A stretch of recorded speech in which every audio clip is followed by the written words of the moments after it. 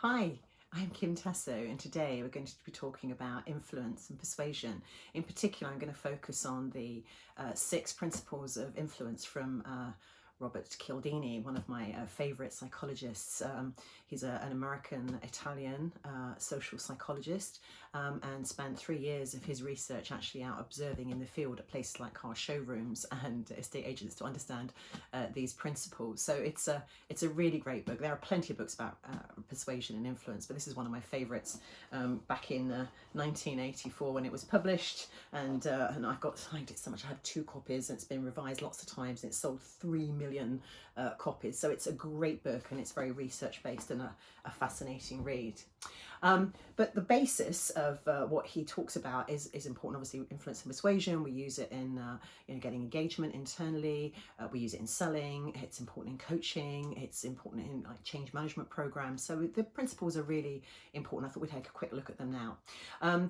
So the basis of what he talks about is he said that we have as humans certain behaviours that are kind of locked in.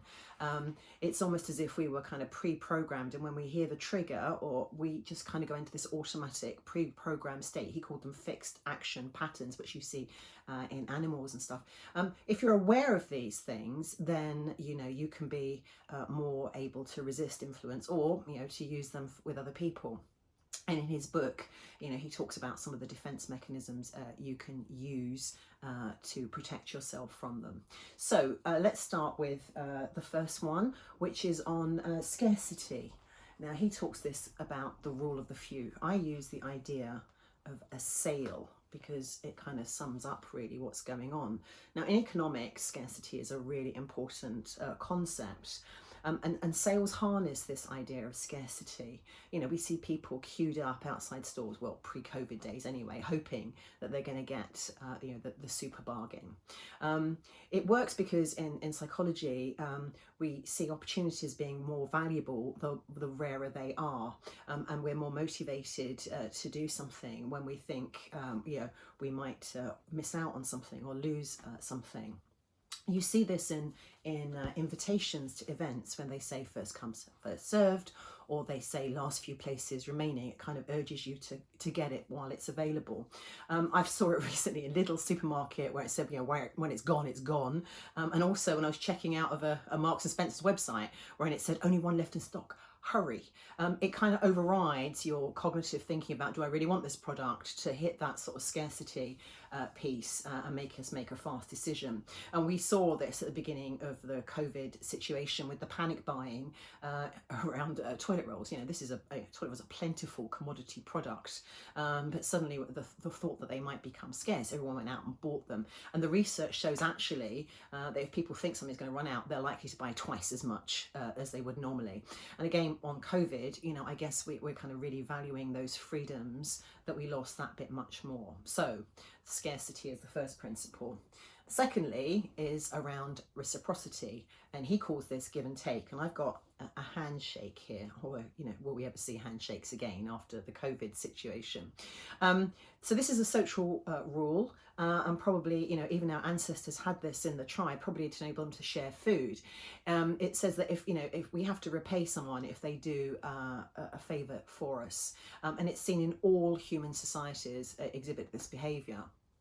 It works in networking, where someone helps us and we feel obligated to help them back. Some people will try and build a favour bank, so they know that there are favours coming back at some point. When people send us free things in the post, merchandise items, we're more likely to comply.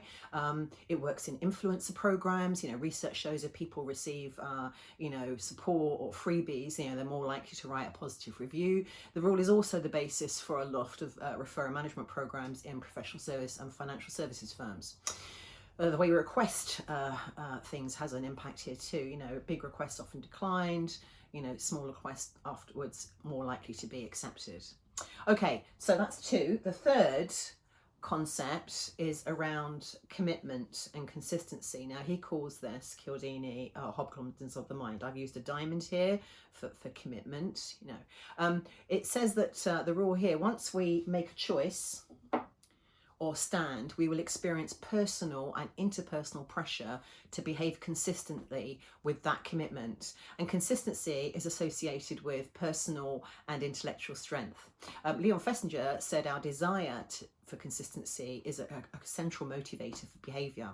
Telemarketers use this sometimes, where they ask a question to which you can only reply yes, like, would you like to save money? Well, yes. And they keep asking questions where you reply yes. And of course, then when they try and sell to you, it's really hard for you to then say no thank you, because of the consistency of the argument you've had. The harder it is to join a group, and the tougher the initiation rights or entry criteria, the more value you think it is, and the more solidarity in that group. In negotiations, Egyptian President Anwar Sadat famously reassured his opponents that they were known for being cooperative and fair. He gave them a reputation to uphold, so they had to be kind of consistent with that. If you want people to change their minds, allow them to express their views confidentially, like a secret ballot, rather than a public show of hands, which they then feel that they are committed to uphold. And we saw that, if we reflect on the whole Brexit thing, it was interesting, those people who made a public statement about their position for or against, became more entrenched in those views as time went on. So some interesting things there about consistency and commitment.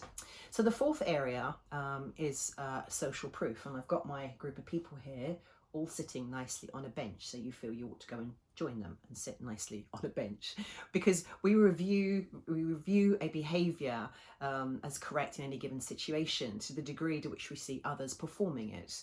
This is especially true in times of uncertainty.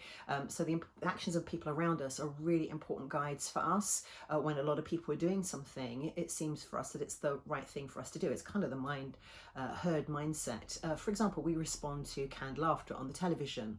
There was a famous experiment by Ash where he asked people to pick a length of line to match two others. He told the rest of the group to give the wrong answer. 2/3 of people in the trial agreed with the wrong answer, going with the group again. We see sometimes this in business, and called groupthink, where a board, for example, all think the same thing to protect the group rather than make the right business decision. The COVID crisis had loads of examples of this. So, the more people we see wearing masks, the more we wear a mask. So we can see that social proof there. Psychologists have also found that the more similar someone is to us, the more likely we are to follow their lead. Alarmingly, this even extends to things like suicide, and we see spikes of a particular type of suicide a few days after media coverage.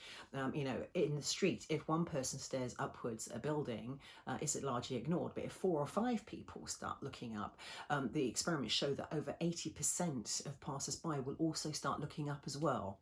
There's a downside effect to the bystander effect as well. There was a situation in America where 38 people witnessed a murder, but nobody did anything because they saw all these other people not doing anything. So he gives you some suggestions about how you avoid that bystander effect. So the fifth point in his 6 rules was around liking. He called this the friendly thief. So I've got a nice smiley face here for you. We're more likely to be persuaded by someone we like. Think about Tupperware parties, a strong social bond, twice as likely to make us buy something than a preference for the actual product itself. The mention of a friend's name is often enough here. Think about how LinkedIn recommendations and introductions work. There are reasons why people like people. It's down to physical attractiveness, that's the kind of halo effect, similarity, as we just said, compliments, and contact and cooperation. There's some important insights here around shared goals to bind people together and to drive forward action. You've heard of don't shoot the messenger. The good or bad news becomes associated with the person delivering the news. There are instances of weather reporters being blamed for bad weather, and that's why I always advise people at networking events always talk about the positive stuff to keep that positive frame around you. There was a famous experiment by Razran who found that people became fonder of people and things they experienced while they were eating, and I guess that's why the business lunch pre-COVID days was so important and remained there. Okay, so the 6th idea that he talked about was authority, and he called this, Cialdini, directed deference. So it's either to do with, someone being a bit bossy, or because someone has a uniform or the trappings of authority. So my policeman here having a rest. Maybe you've heard of experiments where people give electric shocks to someone else if they're directed to do so by someone in a white coat, you know, a position of authority. There are experiments that show that nurses will follow the orders of doctors even where they know they're wrong. There are examples of where, you know, airplane crew members will, you know, suffer from captainitis. They'll do whatever the captain says, even if it's not right. Many war crimes, I guess, were also committed for that reason as well. The rule is that information is recognised from a recognised authority can provide us with a valuable shortcut, and it's the connotation, not the content, that persuades us. So for example, a job title, the boss, you know, or the clothes and uniform, like the policeman or the white coat, the doctor. Interestingly, in monkey tribes, everyone will learn to start doing something if the most dominant monkey does it first. So I think that's quite an important message about role models. We could see, get your most senior people to do things first. The book does offer, as I mentioned to you, some defence strategies to avoid these rules, as well as, you know, stepping back and thinking and giving your time to consider what's really going on. It also suggests that you actually, you know, listen to the feelings in your gut, you know, our second brain, and what emotions we're feeling about the decisions. Interestingly, he collaborated with two other scientists a few years later to produce this, which is called The Small Big, Small Changes That Start Big Influence. And he has 60 different ideas in there, and I was delighted that I got to meet my hero back in, I think it was 2014, where they launched this book at BAFTA in Piccadilly. So I actually got to go and meet my hero. Pretty impressive. Anyway, so there's some more ideas there, and again, there's a review of that book in the blogs on the website. So the 6 principles of influence and the science of persuasion from Robert Cialdini. Thank you very much indeed for watching and listening.